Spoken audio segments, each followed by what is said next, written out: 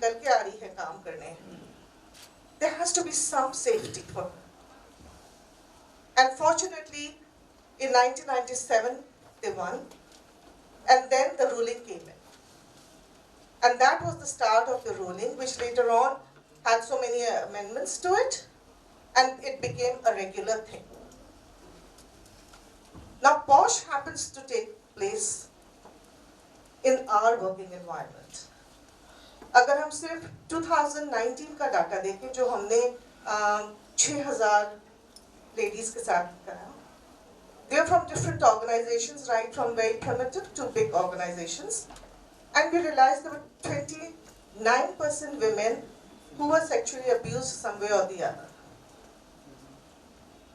65% ऐसी थी जिन्हों को acknowledge नहीं करना चाह रही थी या किसी का नाम नहीं बताना चाह रही थी, because they didn't want to spoil their working environment and they didn't want people to know that they were abused. Coming from what we've seen in the 5 years from now, it has increased from 32% in 2014, we have 54% now. And this percentage keeps on rising. Why? Women have more expectations. They work equally at par with the way men work. The only thing is, there are little areas where men think that they have an edge over a woman. Small gestures which they start with, sometimes knowingly, sometimes unknowingly. If the woman knows that she can put a stop to it from the beginning, it doesn't move ahead.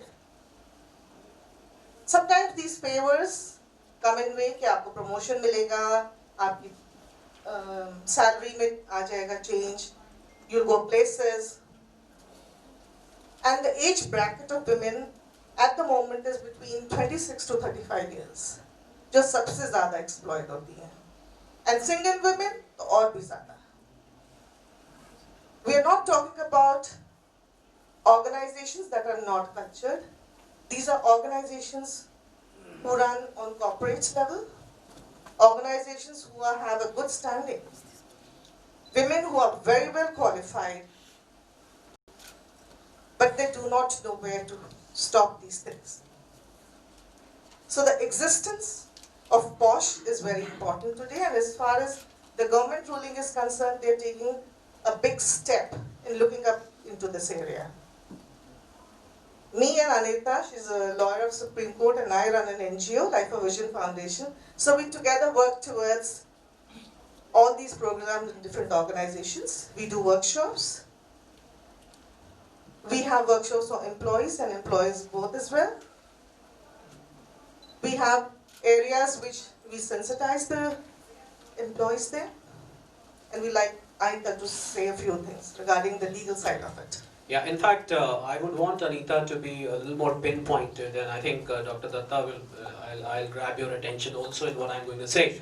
Not because I'm from the other gender, and one of the reasons we've been hearing, I was with Nirbhaya's family yesterday, and yesterday was the 7th anniversary of Nirbhaya, that horrific incident.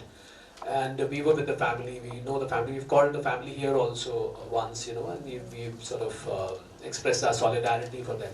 But my question to you is, Anita, I mean, the reason why the rape law, or Section 376 for that matter, has not been made into a public punishment, hanging on a charaha, or beating the person the way it happens in Gulf, for that matter. One of the logic given was that to prevent misuse of the section. So my question to you is that, with due respect to what Sumita said, and I totally agree with her, absolutely, totally, completely agree with that. Do you think that there is a chance when these POSH type laws are implemented, is there a chance of somebody trying to misuse for all the wrong reasons also? That a woman can probably, who's not being given a promotion, probably can go, I'm a protagonist as far as women issues are concerned, and I'm somebody who speaks most about the women. But just to have a healthy discussion on that, do you think that there is a possibility of misuse? If yes, then what protection does the other gender have in terms of a misuse of POSH for that matter? Thank you so much. Thank you so much for this opportunity.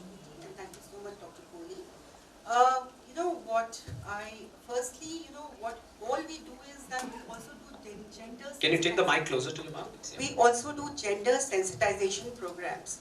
First we have to, I'll answer your question later about the rape law, but to understand what is sexual harassment, in our days, we would not understand, Probably, I always thought that that is the way, men talk, that's so normal, that's the way it is. But today, after reading the law, I understand what actually sexual harassment is. What is a sexually colored remark? What is, when something is offered to you for a sexual favor, This is what is so common, and that, since the way we have been brought up, and we have been so submissive throughout, that we don't understand how to address that issue. And before that, when we did not have a POSH committee, that is Prevention of Sexual Harassment of Women at Workplace Committee, and I'm also a member of a local committee here in Noida, we did not know where to address. Everything converted into a police complaint. But now we have a committee here. So in case if you have a complaint, and there's a proper way to file a complaint, there's a proper procedure. For that, we sensitize women how to file a complaint also. And now there is an app, Shore app also, which is very easy. I'm giving this information because a lot of women, we are not aware of all this. So I think it is very important to use technology. So we have an app also, and this app is made under the supervision of district magistrate. And you can download it easily. It's a short app, and you can file your complaint. And there's a proper procedure, there's a proper prayer, there's a process of mediation also, in case you want to settle the issue. But of course, compensation should not be the reason to settle the issue. But you can also settle the issue. The person can write an apology, and if a complaint is really, really very serious, then of course this can be handed over to the police. And it is now mandatory for every organization to file an annual report to the district magistrate in their area. And in Noida, district magistrate has issued show cause notices of 50,000 rupees to all the organizations, mostly in Noida, in case they have not complied with the POSH compliances. And other thing about this rape issue or POSH issue or any complaint, which can be filed for in a false manner, there are provisions in our criminal procedure code also to counter, to file a complaint against a particular person, to file an FIR against a particular person, and of course move it through the courts only. All right, I think that sounds good. So the chances of misuse are now minimal, is it? Is that what you're trying to say? Yeah, but we should give an opportunity to women. At least there should be a law in there. No, I'm not, Anita. Yeah, by no means. I mean, rape is condemnable. It is misused also. I Yeah, understand yeah. this happens. It's misused also. But at the same time, I think for a long time, we have been submissive gender. We have not been given an opportunity to come out. So if there are laws to support us, to support our problems, I think. Yeah. And very quickly, Well, as you are aware of that, several heinous cases of rapes and gang rapes are going on across the country. So I guess the government has become very sensitive in relation to this issue now.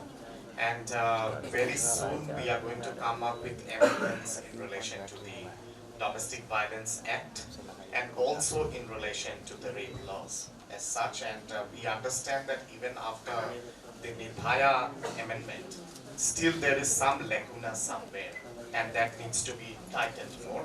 So in the coming session of the parliament, there is going to be a legislation in relation to that. The other aspect which you just touched upon, just give me 5 seconds more. What happens in cases when males are being exploited in workplaces? That's also a concern of yours, right? See, there are issues which have come up of late where we do get many cases of males being exploited. In most of the cases, because of this masculinity and chauvinism which prevails in the society, 90% of the cases where men are being violated, they don't even report it to the police. You know, the moment you go to a thana and you say that you have been physically or sexually assaulted, you know, like, I mean, the policemen themselves, they laugh at you. You know, so that is the kind of a notion which is there in the society, you know. We recently had a case of a pizza boy in Noida, when he had gone, a delivery boy who had gone for delivering pizza, he was being violated, you know. So what do you do in this kind of cases? You know, this is also something which also needs to be looked into. So the amendments which are coming up in the next parliament session, these concerns will also be looked into account, together with the concerns as to how to strengthen Domestic Violence Act more, so that there is 100% protection of women, and also the rape laws, how to be strengthened more, so that in future, you know, wherever such heinous crimes take place, there is immediate action.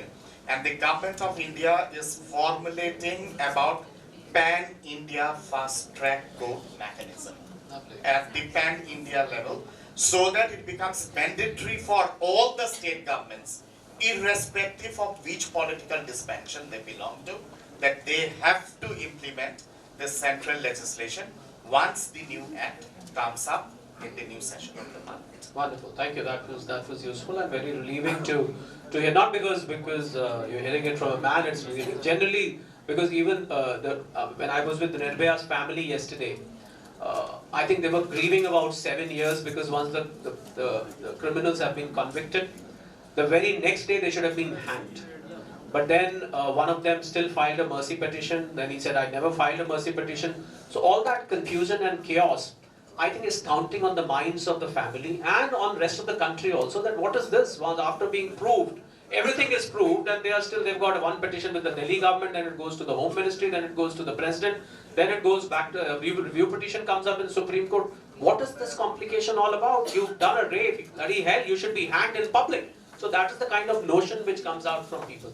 Anyway, let's move away from this aspect, and I would like to get in Mr. Vikas Gupta in this.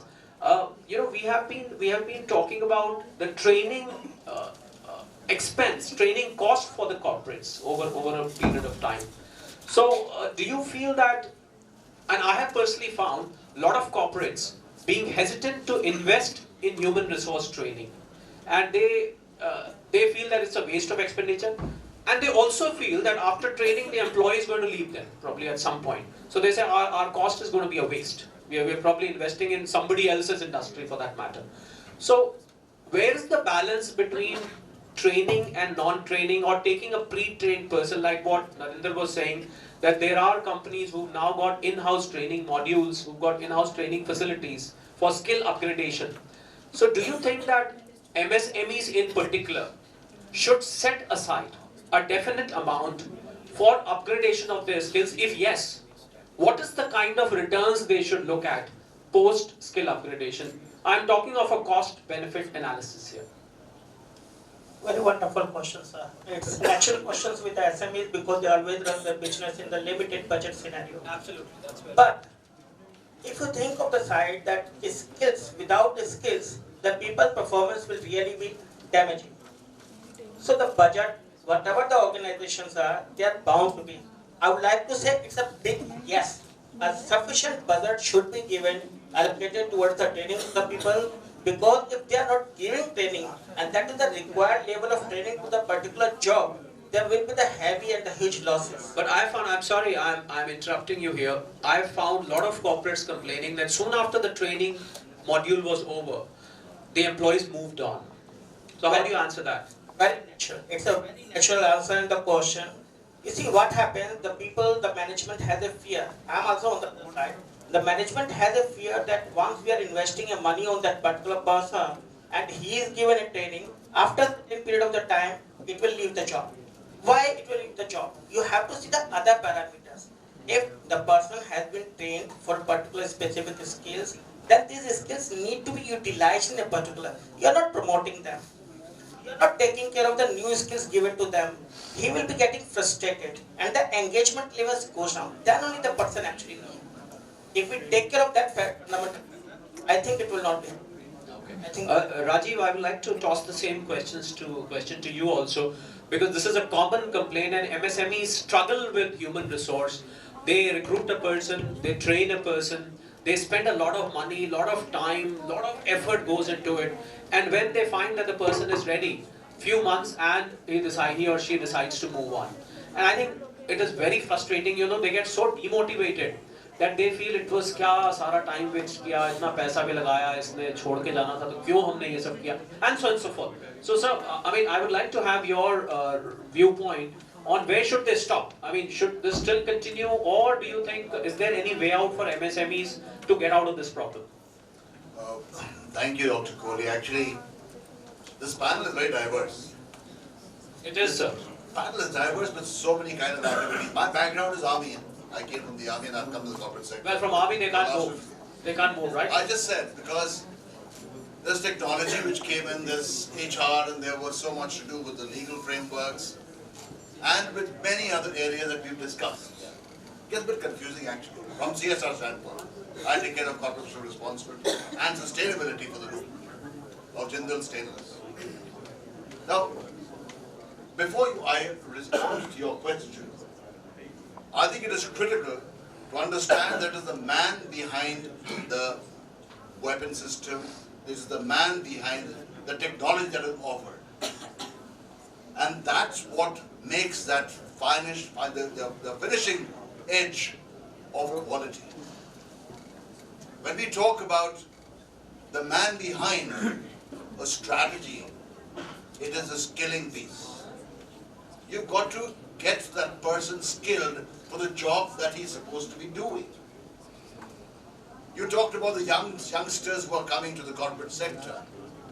If they don't have that skill sets, besides the soft skills that somebody spoke about, or besides something to do with the technology-oriented skill sets, there are many more skill sets. In our company and many other corporations, large companies especially, vacancies are always there. You're not finding the right quality of people who can really fit into the positions that are being offered. And that becomes the challenge. It becomes the social conduct. That was the topic actually, social content. I mean, we've got to understand that it is the head and the heart connect which will help in retention of your employees. It's not money, mostly. It is training, and rightly so, as you rightly put it, is to put that person in the right slot, what he is trained for. And if you are respectful to a community, if you're respectful to your own employees, I think people don't leave the organization. It is that people leave because you're not being respected in an organization. That's my feeling, and I strongly believe in that, and I work towards it. And that is the response to your question which you put out, that after training, do people leave? There is a floating population, there is of course so much of retention issues, but from all the studies that have been carried out, I think retention is directly related to the environment of your workplace. You have a correct environment, you have a responsible environment, you will have retention. And that is, I think, important from the HR standpoint. And the HR guys have to really work towards it. And I think we can find solutions and overcome the problems if we really understand the other person and remain humble in taking your organization and your institution forward. Very well articulated, sir. Very well articulated. Yes, absolutely. Providing the right environment to the employees is where the solution lies. But then, of course, exceptions can be there because there are people who are looking for greener pastures here and there. Very major issue which, sir, you raised just now was that the problem of unemployment, 45-year-old high unemployment at this point of time, 8-point-something percent, 8.5, 8.6% of the country's workforce is unemployed as of now. That's the data which is being projected as of now. Whether it's true or not true, let's not raise that question. My analysis showed, sir, that whereas there were people who were seeking jobs, there were more corporates who were seeking right people.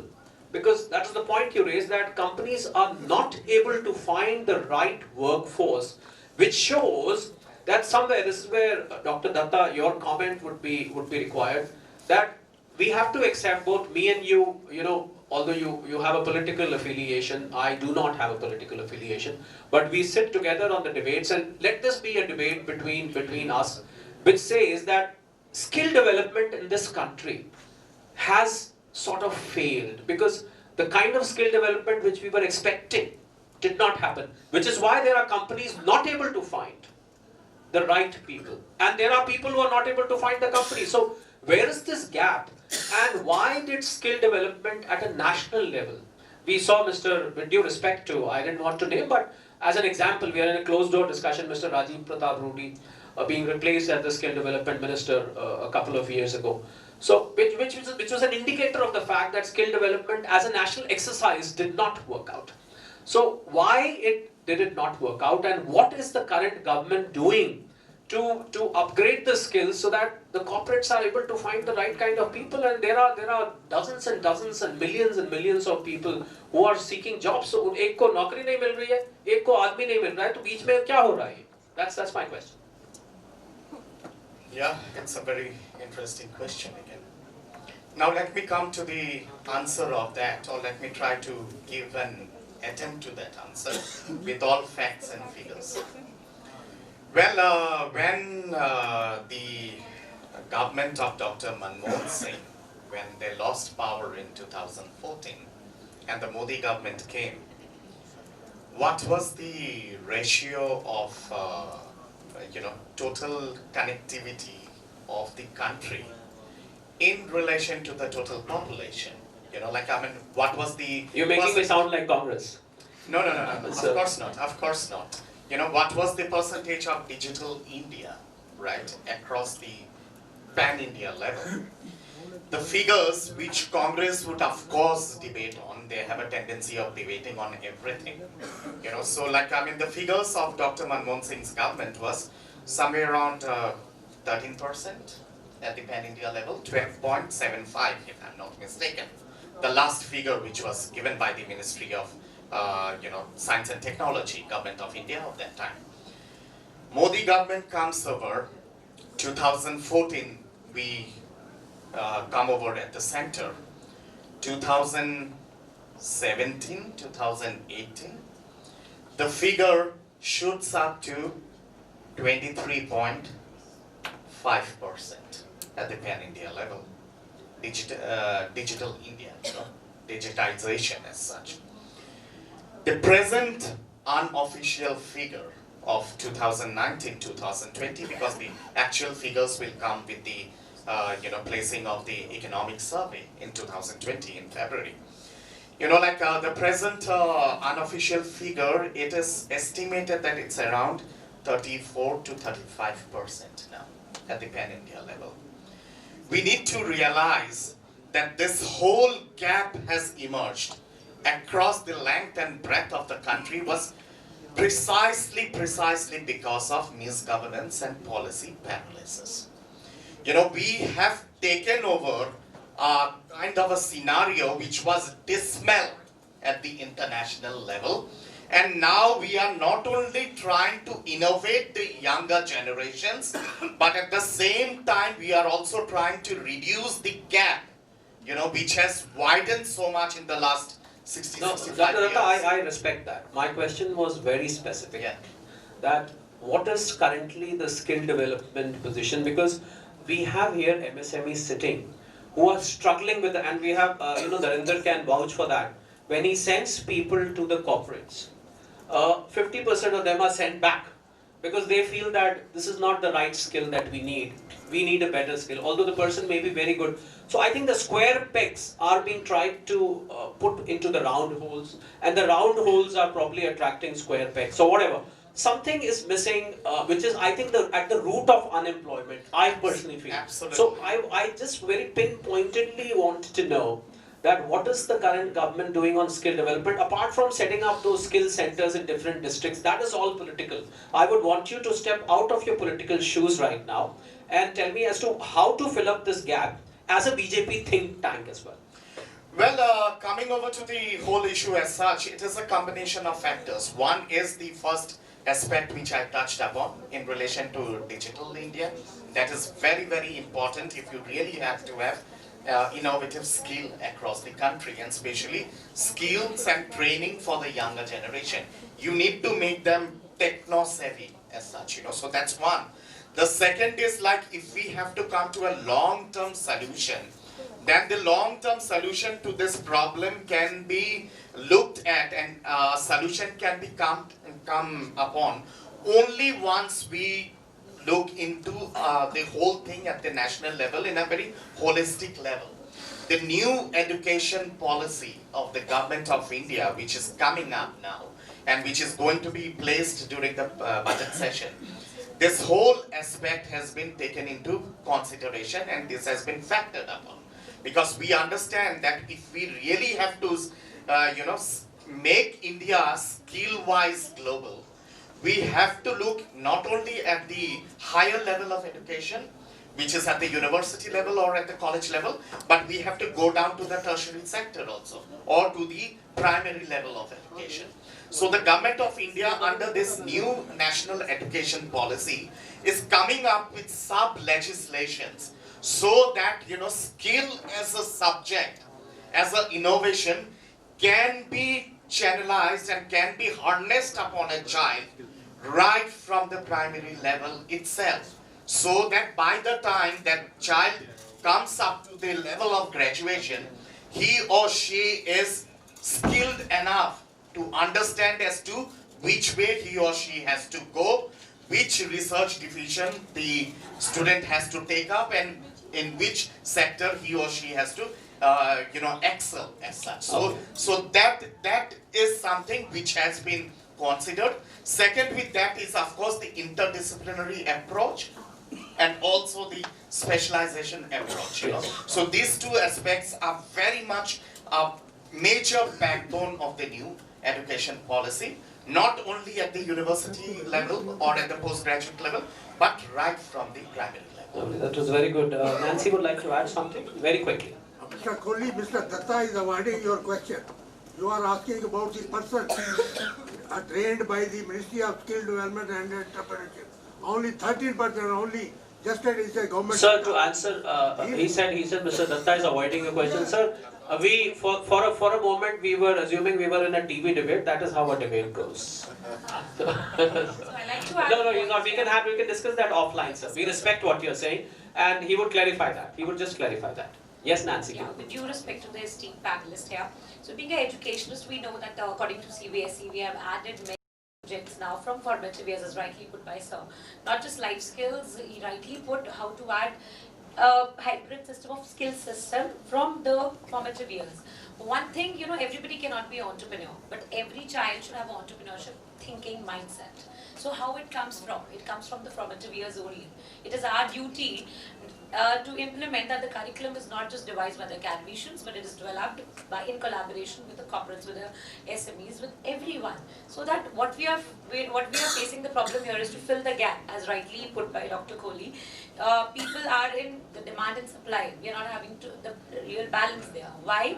Because in earlier days there were no jazz words like, with due respect to whatever I am also doing. I am training probably 150 institute for interview preparation.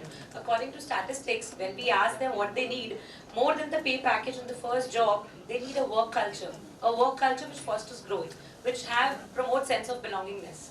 So for that, not just school, university, we need to add from the grassroots level. It has to be there. That you mentioned, exactly.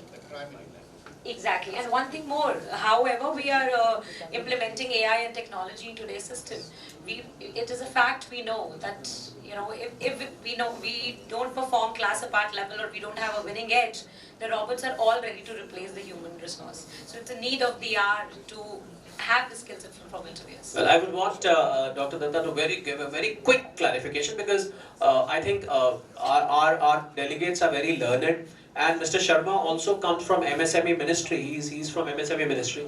So I think we have to be open to critical questions coming in. So if you can very quickly clarify, he said you digressed from my question. Sir, I may partly agree with you in what you are saying, but because we have a paucity of time here also, so sometimes we have to. But anyway, can you please clarify, and which also will clarify my question. Well, Very quick. we as a government, we have been very, very open to critical assessment, to criticism as such.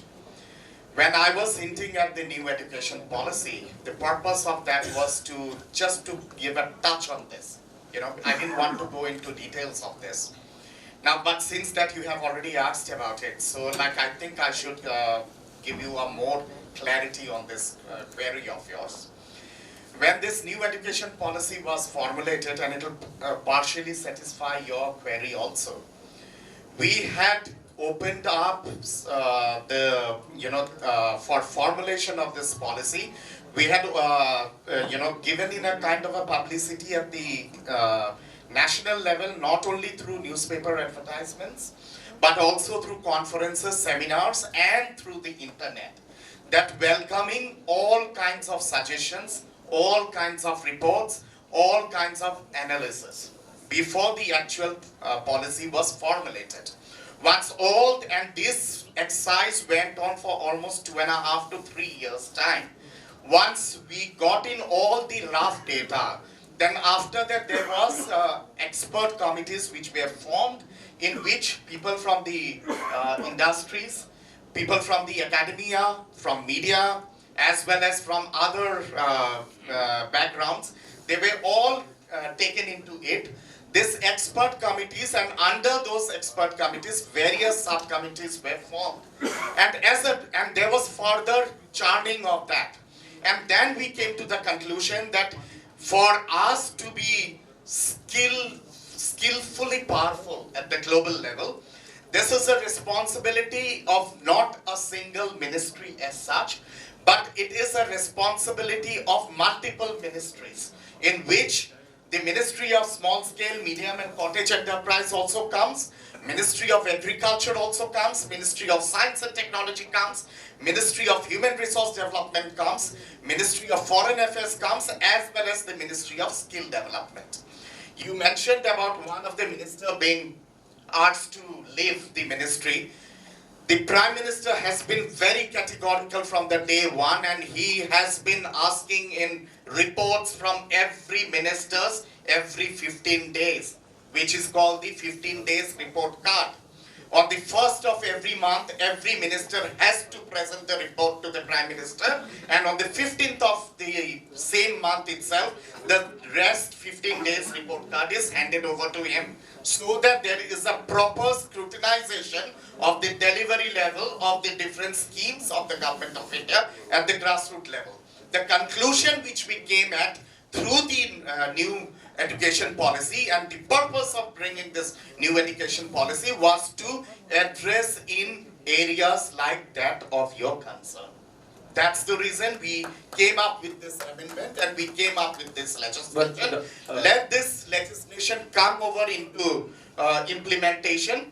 We cannot give you the gold mine in 5 years time as such, but at least the process will start. But Dr. Datta, I mean, we have educationists sitting here. We've got Dr. Sandeep Marwa, who himself is an educationist, and he's running